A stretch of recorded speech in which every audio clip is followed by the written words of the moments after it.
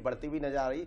हमारे साथ इस वक्त न्यूज हेड शरद द्विवेदी जी भी जुड़ गए, उनसे भी समझेंगे। शरद जी, क्या कहेंगे, खासकर छत्तीसगढ़ या मध्य प्रदेश में दोनों स्टेट को लेकर बात करें कि अब चर्चा इस बात को लेकर है कि मुखिया कौन, और छत्तीसगढ़ में ये कहा भी जा रहा है, आपने भी कहा है कोई नया चेहरा, कोई महिला चेहरा, और माथुर ने भी कहा है, कहां दिख रहे हैं मध्य प्रदेश छत्तीसगढ़ दोनों की हम बात करें?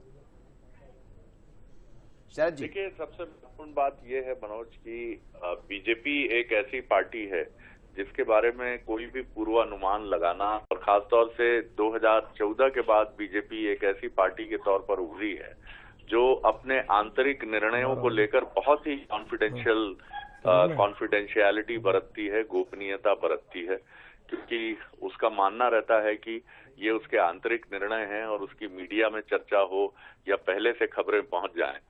जो प्रमोद महाजन जी का समय था, जिसके बारे में एक बड़ी चर्चा होती थी ऑफ द रिकॉर्ड ब्रीफिंग की, वो सारी बातें अब बीजेपी में लगभग समाप्त हैं।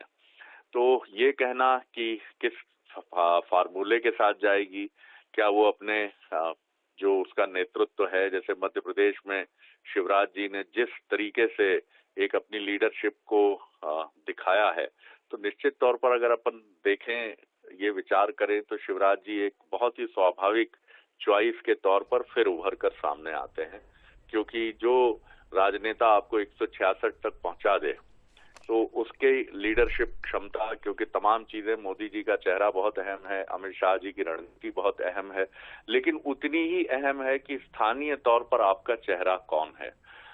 छत्तीसगढ़ की बात करें तो अरुण साव जी ने बहुत बढ़िया काम किया है, बहुत बेहतरीन तरीके से वो आगे बढ़े हैं। महिला की बात हो रही है तो रेणुका सिंह की 45 मिनट की जो मीटिंग रही प्रधानमंत्री से मतगणना के एक दिन पहले, उसकी बहुत चर्चा है।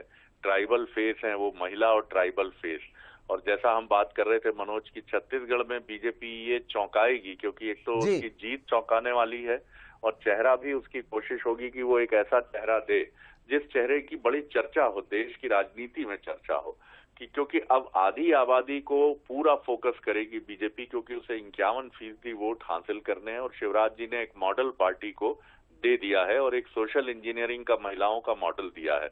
अभी जब हम आगे विश्लेषण करेंगे तो ये भी पाएंगे कि लाडली बहना में, इस योजना में अल्पसंख्यक महिलाओं का भी बहुत अच्छा कंट्रीब्यूशन है। जी हाँ, बिल्कुल। तो ये जी मनोज। सर जैसा कि आप जिक्र कर रहे हैं, मैं उसी से जोड़कर एक सवाल पूछना चाहूंगी सर, क्योंकि छत्तीसगढ़ में महिला कैंडिडेट का भी जिक्र हो रहा है कि जिन सांसदों को मैदान में उतारा उनमें से भी किसी महिला मुख्यमंत्री किसी को बनाया जा सकता है, और हमने देखा कि चुनाव के पहले जो 33% आरक्षण की बात कही गई लोकसभा में, तो बहुत जरूरी बीजेपी के लिए हो जाता है कि अगर आप महिला उम्मीदवार को या किसी महिला को आप मुख्यमंत्री बनाते हैं इन प्रदेशों में, तो 2024 में आप उसे एक तरह से पेश कर सकते हैं, आप एक उदाहरण के तौर पर पेश कर सकते हैं कि जो हमने कहा वो किया। एक बार सवाल दोहराइए जरा। सर मेरा सवाल आपसे यह है, क्योंकि हम महिलाओं की बात कर रहे हैं, तो छत्तीसगढ़ में ऐसी चर्चाएं यहाँ पर चल रही हैं कि किसी महिला उम्मीदवार को या किसी महिला प्रत्याशी को भी अब मुख्यमंत्री बनाया जा सकता है। जैसे कि हम सांसदों की बात करें, कई महिला सांसदों को मैदान में उतारा, और चुनाव से पहले जो 33% आरक्षण दिया है मोदी सरकार ने, तो एक उदाहरण के तौर पर भी इसे पेश किया जाएगा 2024 के चुनाव में, कि जो हमने कहा था वो हमने करके दिखाया, हमने आरक्षण भी दिया, लेकिन एक महिला को हमने मुख्यमंत्री के पद तक भी उस राज्य में पहुंचाया जहां तक अभी तक कोई नहीं पहुंच पाया। देखिए, छत्तीसगढ़ को लेकर निश्चित तौर पर ऐसी कोई कोशिश होने से इनकार नहीं किया जा सकता है। मैं आपको ये भी बताऊं कि वहां की जो राज्यपाल रही हैं अनुसुईया उइके, पहले उनके नाम की भी चर्चा काफी जोरों पर थी दिल्ली के हलकों में राष्ट्रपति पद के लिए, और अंततः झारखंड से आने वाली द्रौपदी मुर्मू जी जो देश की उनको ये दायित्व मिला। तो बीजेपी एक प्रयोगधर्मी पार्टी है, और जैसा मैं कह रहा हूं कि मध्य प्रदेश में जो महिलाओं का ट्रेंड दिखा है, और इसी तरह छत्तीसगढ़ में महतारी वंदन का ट्रेंड दिखा है, जिसकी वजह से कांग्रेस को अंतिम समय में अपनी भाग्य लक्ष्मी योजना लेकर, गृह लक्ष्मी योजना लेकर आना पड़ा। तो इससे बीजेपी अब छत्तीसगढ़ को जरूर, क्योंकि छत्तीसगढ़ में महिलाओं का वैसे भी प्रभाव है, बहुत कामकाजी महिलाएं आपको वहां पर मिलती हैं, बहुत परिश्रमी होती हैं आदिवासी महिलाएं।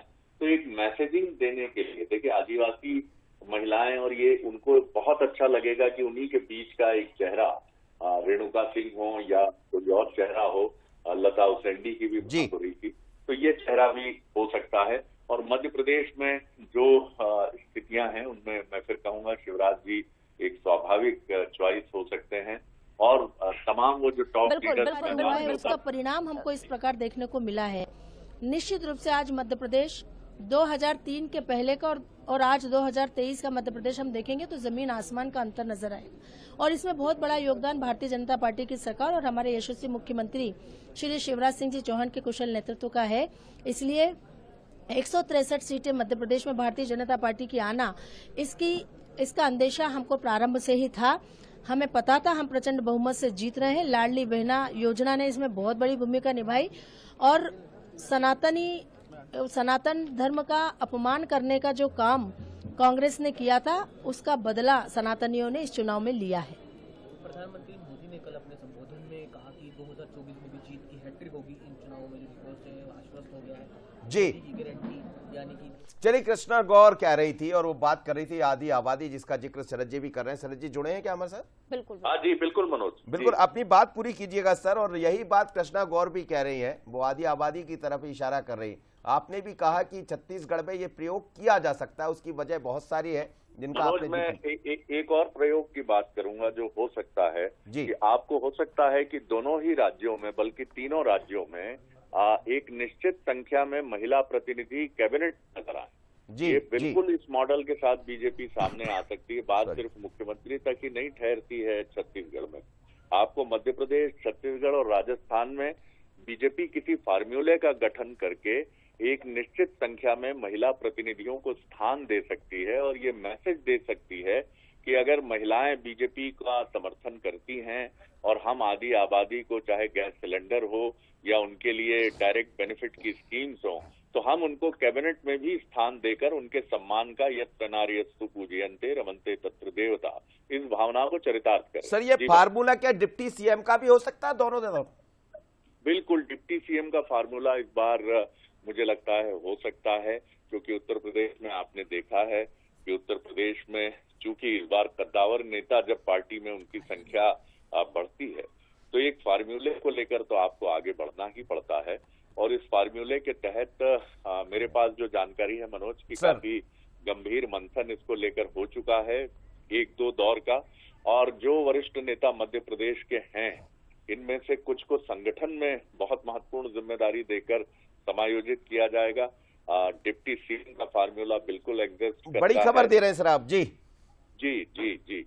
और इसी के साथ जो कुछ और महत्वपूर्ण घटनाक्रम है वो भी सामने आएंगे। तो एक फार्मूला पहले ही बन चुका है। बीजेपी जिस तरह की पार्टी है मनोज, वो कोई कोर कसर नहीं छोड़ती है। और जितने ये वरिष्ठ नेता हैं, ये देखिए इसी मायने में ये कार्डर बेस्ड पार्टी अलग है। यहाँ पहले ही सबको मैसेज दिया जा चुका है कि क्या दायित्व आपको संभालना है। और ये सारे वरिष्ठ नेता पहले एक दूसरे के साथ काम कर चुके हैं और वो फिर काम करने के लिए एक दूसरे के लिए सहर्ष तैयार प्रतीत होते हैं। जी चलिए सर, हम लोग कोशिश करेंगे कि वो नाम क्या होंगे, वो फार्मूला क्या होगा। आपके पास तमाम तरह की खबरें, लेकिन इस वक्त आपने दो बड़ी खबरें दी। एक खबर तो ये, बहुत धन्यवाद आपका। एक खबर तो ये कि भारतीय जनता पार्टी कुछ नई लाइन